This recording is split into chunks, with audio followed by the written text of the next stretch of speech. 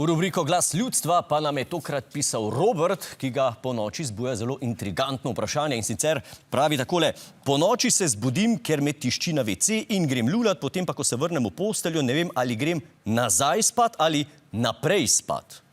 Ker mi o spanju vemo toliko kot Pavle Rupar o evtanaziji, se pravi, vemo samo, da je pomembna tema in jo bomo poskušali izkoristiti, smo odgovor raje prepustili strokovnjaku, ki se s podobno težkimi vprašanji ukvarja tudi takrat, ko spi. Robertu odgovarja Slavoj Ž.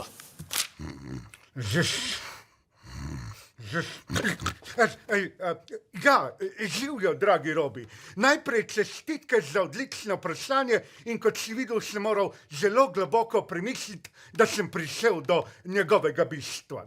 Kot filozof sem poleg vsega ostalega seveda strokovnjak tudi za spanje. Saj je filozofija ena od ved, ki lahko zelo hitro uspava sogovornika, pa tudi sam rad dobro zadremam.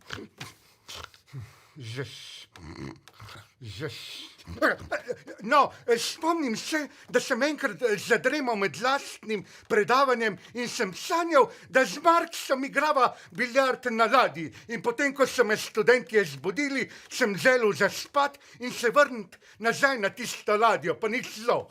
Kar naenkrat sem bil s keglom na Metelkovi in sem potem se raj kar zbudil. Pa glih včeraj sem sanjal, da sva s Putinom igrala šah in me je zbudil kolega, s katerim sva res igrala šah. Potem pa sem pol zvečer hotel v sanjah naprej igrati partijo, pa ni šlo, ker je on vmes začel igrati z Leninom. Tako da sem se seveda omaknil.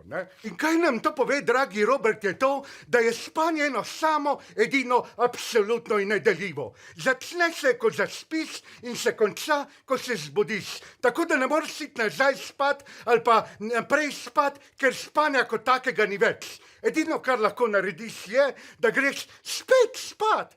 In to bom tudi jaz zdaj naredil, ker vreme ni glih ne vem kaj, pa zvečer sem neki zmenjen, poleg tega pa še ne vem, mogoče pa zdaj sanjam. Au!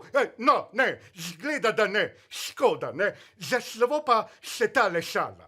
Zakaj filozofi spijo na trebuhu? Da se ne sliši, kako jim kruli v želodcu. No, zdaj pa lahko noč.